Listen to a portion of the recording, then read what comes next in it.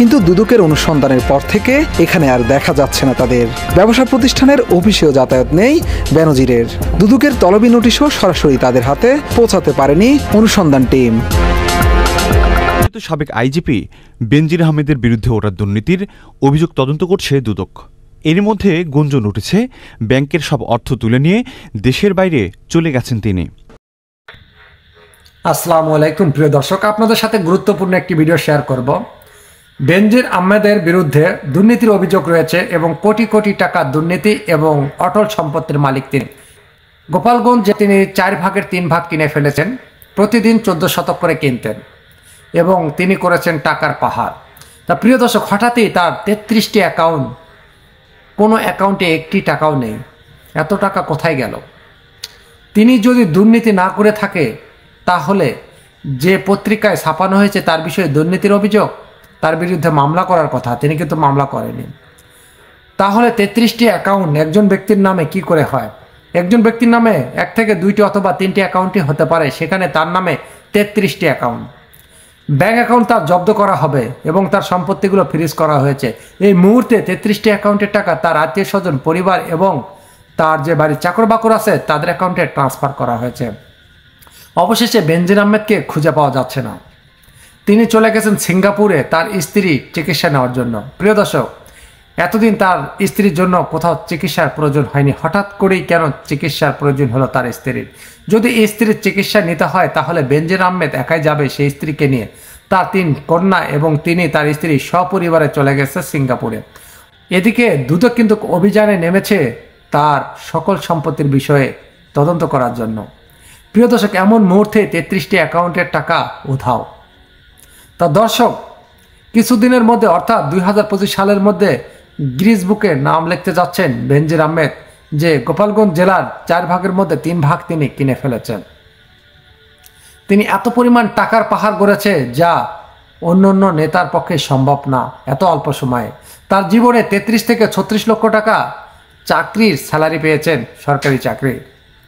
অথচ তার bank account, সকল সম্পত্তি মিলে কয়েকশো কোটি টাকা মূলধন রয়েছে তার। তা প্রিয় দর্শক, যেহেতু তার বিষয়ে দুর্নীতির মামলার অভিযোগ রয়েছে, সব কিছু যাচাই বাছাই করলে বেরিয়ে আসবে আসল তথ্য।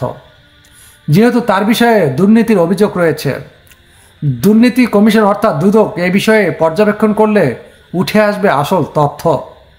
আর এমন অবস্থায় দেশ ছেড়ে পালিয়ে গেছে সিঙ্গাপুরে সাবেক ডিআইজি পুলিশের বেনজির আহমেদ। অবশেষে বাংলাদেশের আদালত মার্কিন নিষেধাজ্ঞা চেয়েছেন বেনজির আহমেদের বিরুদ্ধে।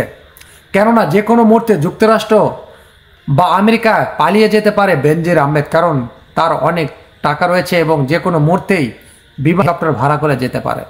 তা প্রিয় দর্শক, শীঘ্রই মার্কিন নিষেধাজ্ঞা দিতে যাচ্ছে বেনজির আহমেদকে। আর এদিকে বেনজির আহমেদকে খুঁজে পাওয়া যাচ্ছে না সিঙ্গাপুরে। কোন হাসপাতালে রয়েছে বা কোথায় কোন হোটেলে ঢুকেছে এখন পর্যন্ত কোনো তথ্য দিতে পারছে না কোনো গণমাধ্যম। প্রিয় দর্শক, তার পিছনে তাহলে কোনো বড় মাপের নেতা রয়েছে?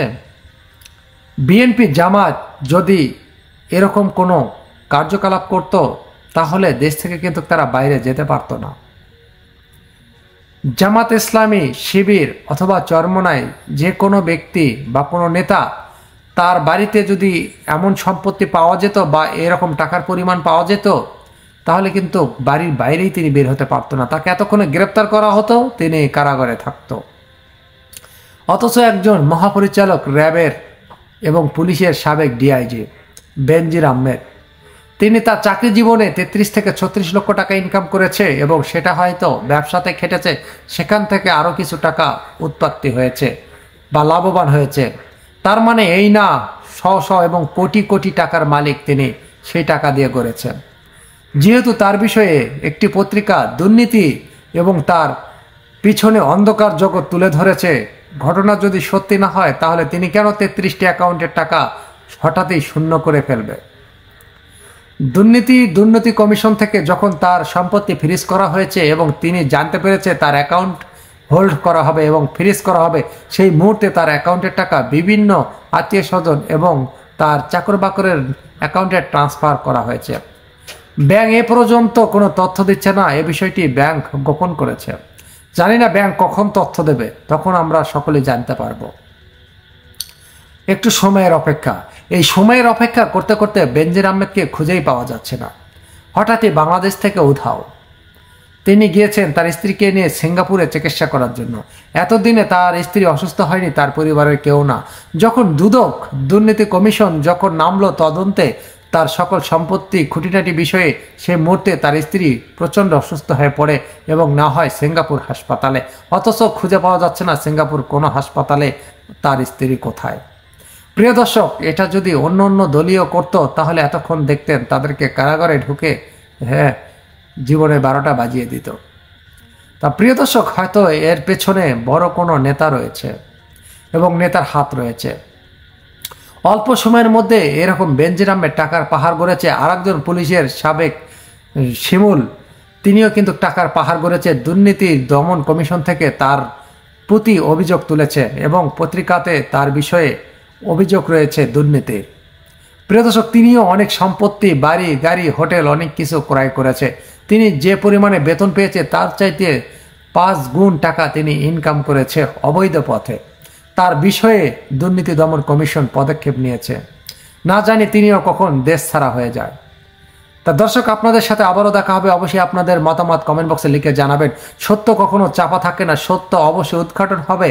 আর মিথ্যা যদি বলে থাকে বা করে থাকে কোনো দুর্নীতি, তা অবশ্যই মানুষের সামনে উন্মোচন হবে, আইনের আওতায় তাকে নেওয়া হবে। তা প্রিয় দর্শক, আপনাদের সাথে দেখা হবে নতুন কোনো ভিডিওতে।